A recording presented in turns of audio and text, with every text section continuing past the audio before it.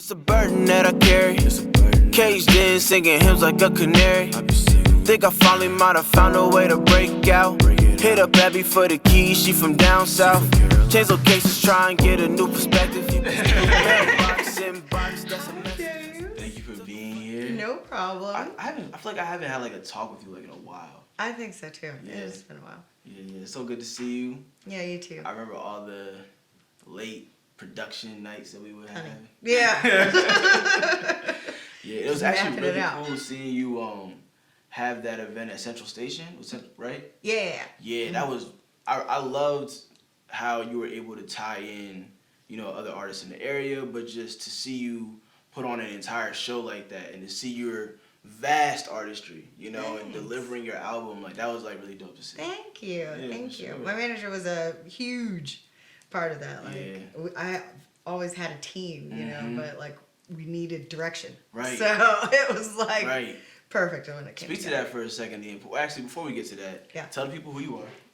Hello, I'm Angelica Baylor, and I am a singer.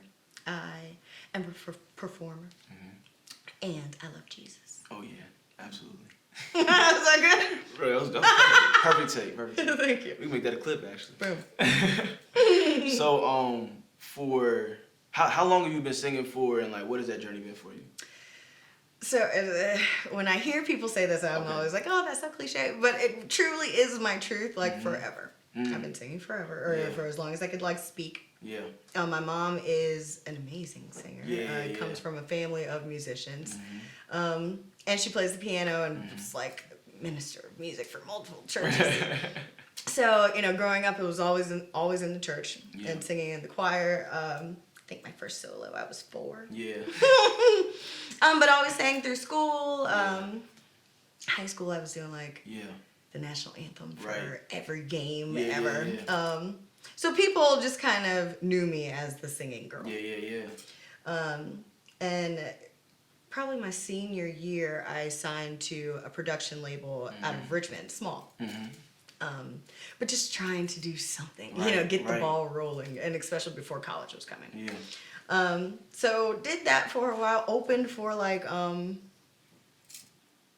the Clips from you told Virginia. Yeah, with Pusha T, right?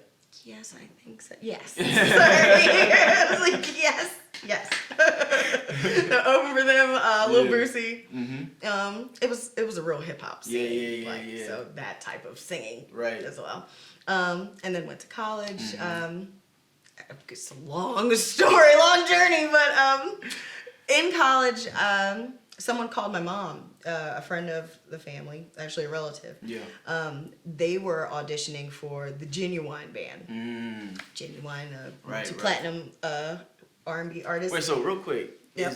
So I've seen Ginuwine go viral several times in recent history. Dear. Because of the dances and has he always been like that? Yeah, he's a dancer. Okay. He is a dancer. So you just hit those in practice, just.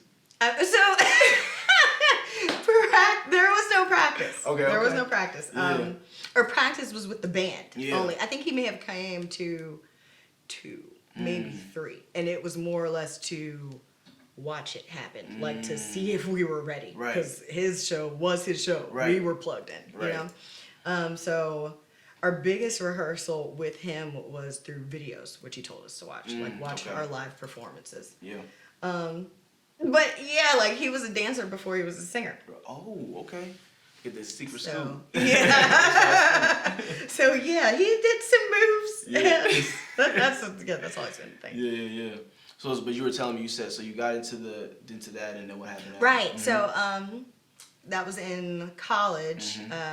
So I auditioned. I auditioned against 3 other girls. I won. Okay. So that was in 2010. Right. And kept traveling with him until like early 2020. Okay. And yeah, since 2020, actually, was it? No, 2021. Okay.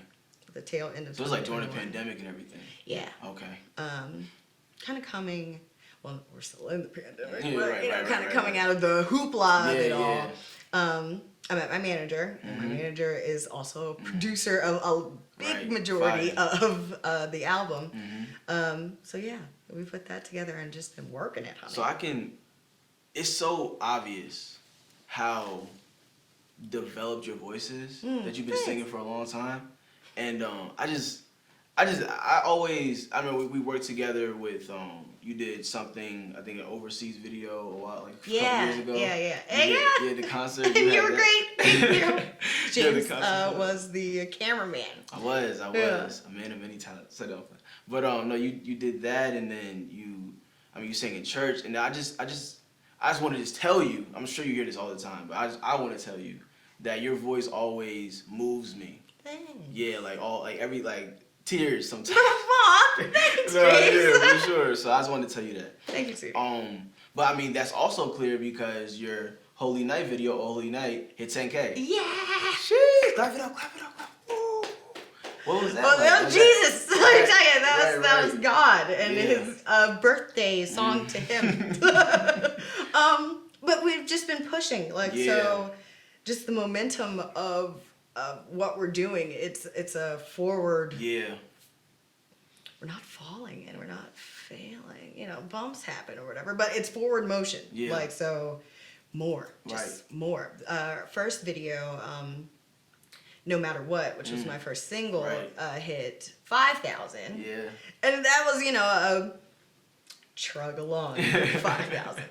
Oh Holy Night, with us pushing things that we've already done and, just putting it in the right places and in front of the right people, it just every day there was growth, growth. So it was wild. Yeah. I had a goal of hitting 10,000 before Christmas. I think we released it 2 weeks, maybe a week and a half before Christmas. Wow. And we got to 9,800, something like that before Christmas. But I don't know, maybe 3 or 4 days later, we hit 10K. I love how you set that goal and then just worked for it. Yeah. Yeah, I think a lot of times, sometimes a lot of times. Sometimes artists put out music, but then they just put it out. Right. Without the traction, without marketing, without actually putting real effort into the latter half, which is what happens when the song is out. Put it in and money. And money. I mean, it's a big thing too. Yeah, absolutely. So actually, you touched on something for a second. I want to hear more about what it took to build your current team. And the importance of that current team that you currently have with you. I was born with my team. Wow. Look at God. Wow. Yes. That's I truly was. The Jelly Bean team consists of my sister Avery and my sister Avante, my sister Mahogany. Yeah. All wonderful in their own careers, and it just plugs into what I need. Right. My mom, who has been momager since before Christian, she's been great. And they all believe in me. Yeah, which is absolutely. Great. It was like I said, we just didn't know what to do exactly. Yeah. Go and support Jelly's singing. Done. Be there with the signs or whatever, screaming, all that kind of good stuff. But what product are we moving? Yeah. And how does that look? Right. P.S. Check out my merchandise at AngelicaBaylor.com. We got t-shirts and hoodies and whatever. Yeah. But anyway, just having a plan. Right. So yeah, I've always had a team, and then my manager, falls from the sky, falls from heaven, and it was just now do this and have a checklist of things that you need. Right. So yeah. Yeah, and the team has just been awesome. And you mentioned, and that's so good because you said have a product to push. So you're alluding to. Oh, and Nicole, sorry, Coco, my cousin, she's a part of the Jelly Bean team too. Absolutely, shout out to Coco. Coco, yeah, Coco star. Having a product to push outside of just the music. Yeah. Right, with the merchandise and surrounding something that helps to evolve the brand. Right. Right, because I now know you're into, you're getting into, I think, films. Tell me about Tin Pan. So we'll be there in September. I'm super excited about it. We've done the Erykah Badu and Jill Scott tribute there before, and it was a blast. Full sold out show, full band and background singers. It was a vibe. Yeah. We're going back, Jack. I know it's gonna be good. Yeah. You do great with Jill Scott, by the way. And you do good with both of them. Thanks. They are my favorites, and yeah. for just different reasons. But I think they make me or are at least a part of it. Right. So that was fabulous. So we had a full band. A lot of my friends from like my corporate band were in it as well. And background singers. Right. It was a good time. Yeah, I want to hear more about, because I want to circle back to the BET film, but you said pulling from Erykah Badu, Jill Scott. Yeah. How important is it, or was it for you to hear from those artists and to learn from those artists, and like what has that helped you to do in your own artistry? I think they have helped me cultivate my own sound, where I know, because I like them so much, there are certain things that I've pulled from them, but certain things that I recognize in myself. Yeah, so it's like, I know I sound like this. And I tell singers too, like, you know, what's a singing tip? Find somebody that you think you sound like and try your best to imitate what they've done on a record that you know what I mean? The world knows. So it's at least somewhat right. Practice with that, you know? Yeah. So pulling from those two, Erykah is quick. It's on the beat, and you know everything that she says on every syllable is moving, you know, but it's clear for the most part. She whines a little bit, but that's her thing, you know. And then Jill has this big, round, full throaty voice, but still very clear, and like again, everything moving on a different syllable, but a little bit more smooth, and around. So finding those moments to ting ting ting, and then you know what I mean? Yeah, absolutely. Something that I pulled from them, and I think they're great at it. No, I love the detail. That is so important, because I learned how to rap by writing to Drake and Lil Wayne songs. And I would just fill in my own lyrics, but I would steal their flows. Like, something like this.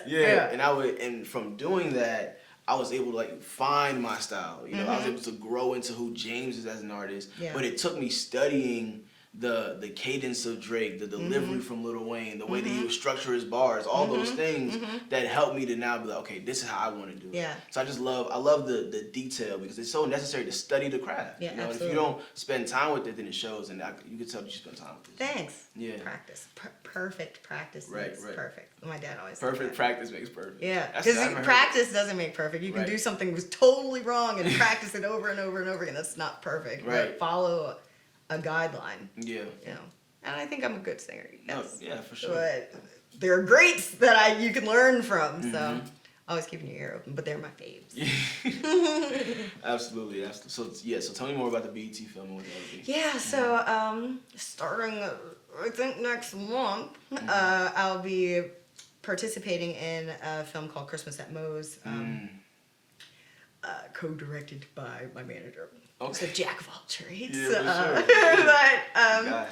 I'll be singing "O Holy Night" for a Christmas party or get together that's happening in the film. Wow! So I'm excited. Clap it up, guys! Clap it up. And it's going to BT Plus. Wow! So everybody check it out. Yeah. Congratulations on that. Thanks. That's actually major, to transition from singing to then a form of acting, right? I think that's where I'm gonna go. Have you ever thought about that? I thought about it, and people have told me that I should, because I'm a bit animated or whatever, and I do like different voices. So people tell me I should do cartoons. Right? Not cartoons. It's like I do voices. Have you ever seen Miss Doubtfire? Yeah. It's like I do voices. That's the thing. But I thought about acting. Yeah. I can see that for you. I wouldn't turn it down. You know what I mean? I'd give it a shot, but that hasn't been a direct dream of mine. If singing takes me different places, then I'm open. Right. Kind of like letting it channel you to other things. Yeah. I respect that. Right. So I want to hear. So you walked me through this journey earlier. You say, I started out in the church. I started singing when I was 4. That was my first solo. Yeah. Then you get to start singing with Ginuwine. Yeah. Then you go back to the church. Then you start your solo career. So what does that feel like to bounce back and forth? Because I know there's sometimes that difference between the gospel music and the secular music and the fans of them. You know, what does that feel like?